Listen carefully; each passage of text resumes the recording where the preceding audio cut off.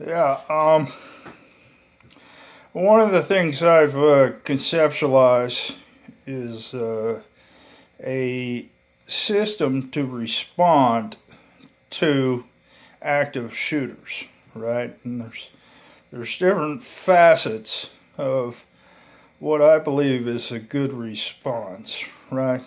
Obviously, you need a good monitoring and alert system to activate a response. That doesn't matter whether you have um, the police force reacting or whether you have robots reacting or whether you want to use an architectural design that allows you to confine someone in an area who's moving around a campus or building and is an active shooter, right?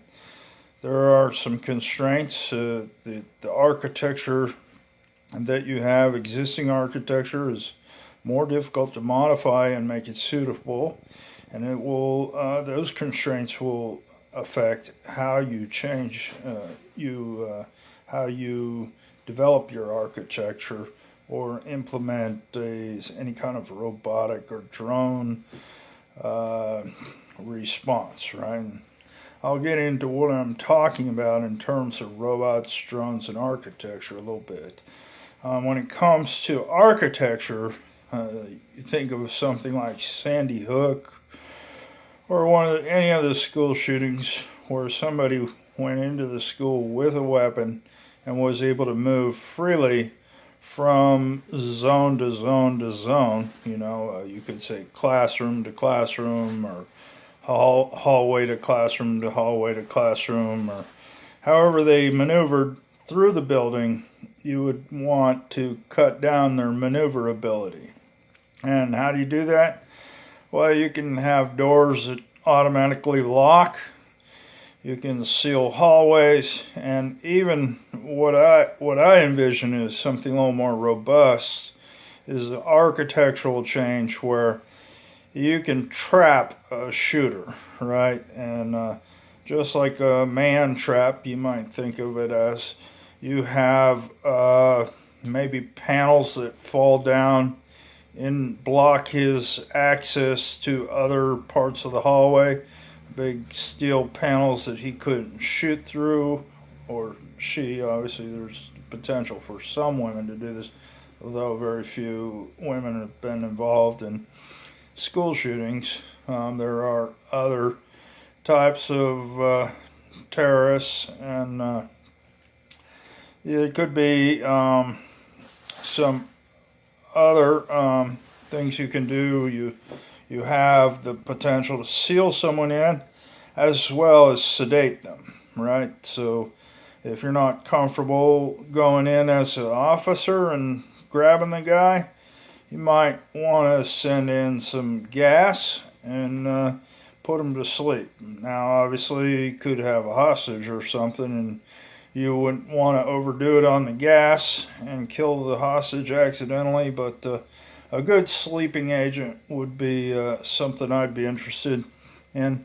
I do see the potential for using marijuana as a sleeping agent. All these hemp fanatics and people who like to smoke weed, you can calm someone's brain with that stuff, as well as probably in a heavy dose, they just want to lay down and go to sleep. And that stuff will probably not kill them.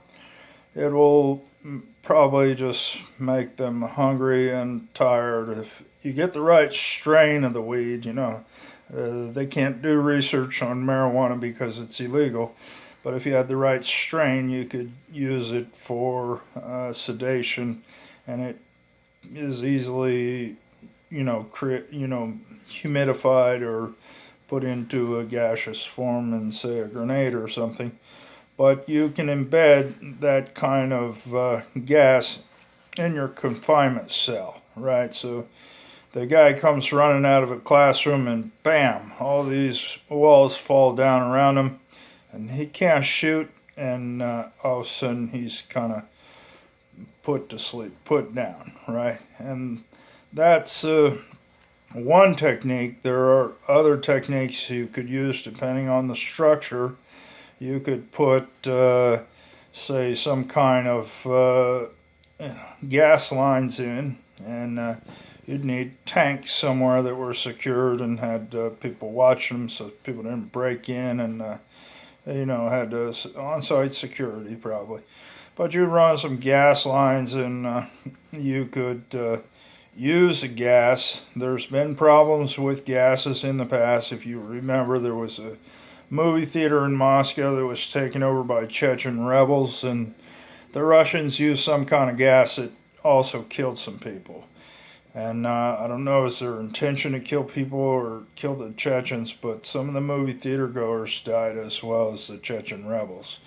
They were able to retake the theater, but they had problems in terms of their gas. So picking the right gas is important. One thing I would say in terms of gas development would be you might want to work with an anesthesiologist who does research into anesthesiology or anesthetics, and also somebody who's willing to maybe do a little research into the marijuana at some point when that becomes legal, or if they can do that overseas and get something approved here. That seems like a promising area of research, is to have something that can put people down and not kill the hostages, kind of thing. There's the potential to isolate someone in a building, in a stairwell as they transit between, or in an elevator as they transit between floors, or and then hit them with the gas, put them down, collect their weapons, and throw them in the paddy wagon and take them to the county jail, right? That's the ideal outcome. That first thing you have to do when you're creating a system is think about what kind of objectives do you have. Do you want to kill somebody? Do you want to neutralize them and collect them up and throw them in jail? A lot of people would like to kill these people.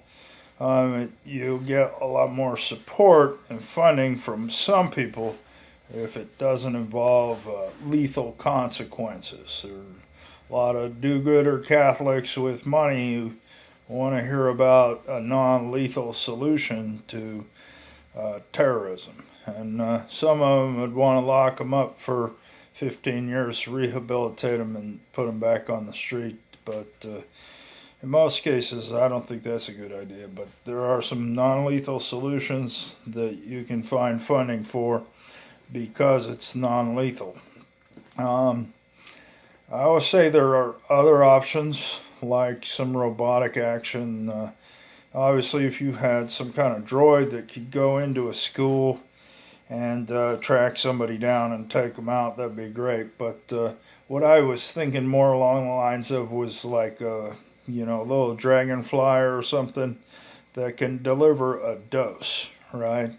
I've seen they call them insecticopters, which is an insect, but it's a droid or a drone. I mean, it's a microbot or whatever. It's a small scale drone, and they're used by the intelligence services around the world, including the CIA.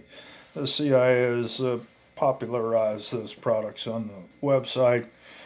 But a company who makes those and had a way to deliver some kind of sedative would probably do well if they could, put them in the ceiling or in locked units on the walls or something of a school office complex or campus or something. So they could use sedatives like they use for antipsychotics. You probably want something that responds a little faster. Some antipsychotics take 5 or 10 minutes before the person goes down, or even longer if the person is resistant. But in a psychotic setting, in a psychiatric setting, they use like Haldol and Thorazine and Ativan and things like that. But Haldol and Ativan is the one they prefer to use to kind of knock them out. It'll put them down for 12 to 18 hours sometimes. But working with a psychiatrist and an anesthesiologist who do research, you might be able to come up with a good solution that would be good in terms of tactical situation and a homeland security situation. There are applications that go beyond active shooters, school shooters, but into counterterrorism and hostage rescue and other things that the insecticopter is good. You know, in some hostage situations, you can send in the drugged up pizzas or drugged up Subway sandwiches, but in other situations, you need to be able to get in there because they brought their own MRE or something, and you got to get in there and drug them somehow. And you know, the ventilation system is one way to do it, but with today's active shooters, you don't have time. They're not taking hostages; they're in there blowing people away. So the so I would say there's the sedative option, there's the architectural options, and every building is different. And every building, if you retrofit it, it's got, you know, a lot of options you have to incorporate something that could serve your purpose. I like the idea of a kind of a cell or something. It won't work in every situation. If you're in a classroom and the guy's got kind of everyone hostage, he starts blowing people away or whatever, and you can't overwhelm the guy, then I don't know if you're going to be able to confine the guy like at the front of the class, have something drop out of the ceiling or something like that. You could slime the guy or something, but I think maybe an insecticopter that flies out of the lights or something and delivers the dose is a better option. So to do all that, you have to have some kind of monitoring system. That means biometrics and maybe some supercomputer analysis. I like the idea of maybe having contractors for the Department of Education set up an analysis center that involves high performance computing. I know in New York, if you set a bag down on the ground in a high traffic area like Times Square, one of those supercomputers is going to pick it up, and they're going to alert an officer in the area to go check it out, because the computer can figure out that that's suspicious. And if you can have a computer do that, then you can have a computer detect suspicious activity in a school. So computer monitoring using high performance computers is the best way. And since every little school in America can't afford a supercomputer, it seems better to have a centralized system. You know, the big companies and programmers that want to support that seems like the way to go from my perspective. People who they have a way to build into a bigger system, and usually they call them APIs, and so these people have application programmer interfaces. So they build apps and routines for these bigger systems that monitor every school in the country or something like that. And corporations, they'll have to come up probably with their own computing ability, but public buildings and so the state could run. But education, obviously, a concern for every parent and every child in America. Should be some investment and some kind of resources by the federal government. In terms of the response, yeah, you got the research for the drugs, you got the, some kind of enclosure or something that you can trap somebody in, and you've got the little insecticopters and things. There's obviously other ways to deliver a dose, a dose of sedative, sleeping agent, something. Is either like the sprinklers kind of thing, but then you got a situation where you've got the entire school dosed, or something like that, and you were really only going after one guy. That's not very precision, That's kind of a brute force approach and not a finesse approach. I tend to believe that if you invest now in the right approach, you can avoid uh, a problem like some people don't respond well to your sedative, and when you go get anesthesia, there's some risks, right? And the doctor will tell you that they'll ask you a lot of questions. Do you have seizures? Do you have head injuries? All kinds of things, right? And they don't want to put people in a coma. They don't want to harm people with those things. So finding a good sedative is difficult. That's why I suggested the marijuana. Insecticopters, marijuana, and some kind of confining cell, And then you have the monitoring system that detects and alerts, right? So even with all these machines and architectural modifications and things, you still have to bring in a force to, rescue and grab the suspect and secure the area and all that. So there's a kind of there's a technology that you need. Those are the drugs and insecticopters and architectural designs and modifications. Then there's a human factor, right? And one of the things about training robots for this kind of mission is that there are a lot of cops. They do active shooter drills in the county office or in a school or something like that.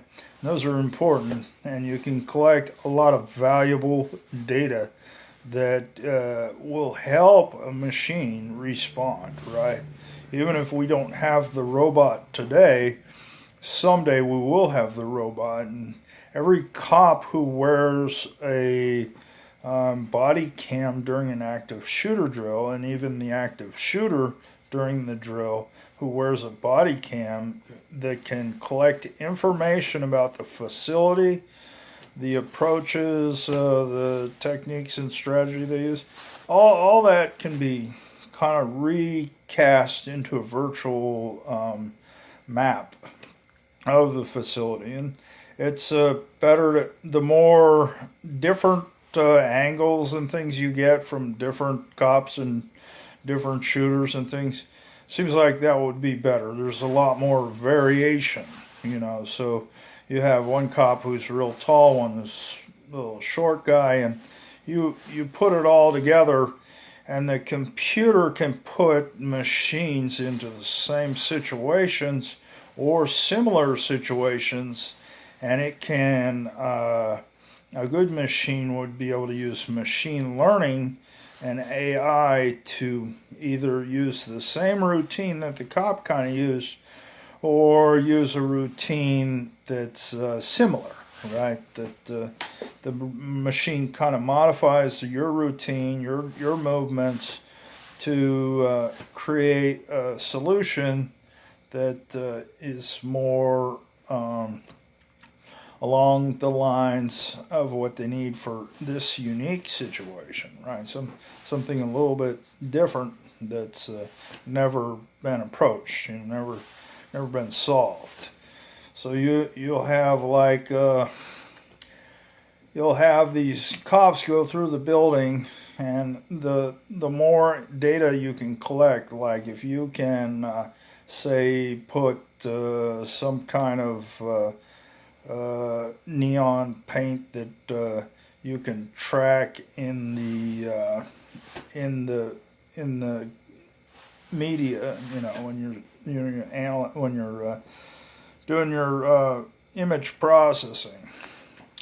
So if you have like a Glock weapon that has tritium sights, and you can track those tritium sights to show where the weapon is pointed, and you can track different things in the environment as the cop moves through it, the markings on the wall, things like that, and that the computer can identify. Then you have a good map of your facility too. It's a map for the HRT for the hostage rescue team. It's a map for the SWAT. It's a map for the FBI, JTTF, Secret Service. It's a map that can be fed into a computer too, and used to control robots, insecticopters, and actually, those kind of robots that walk like Titan or something, those bipedal robots. And that's kind of where I would go with some of that, is that collection is part of that job. That when you run a drill, the active shooter drills, the collection of site intelligence basically is part of the role of wearing a body cam. You say, well, I don't need a body cam, it's not real. Well, you probably want to wear it anyways to use it for data, to kind of program machines, and machines kind of can use that to in machine learning and AI to program themselves.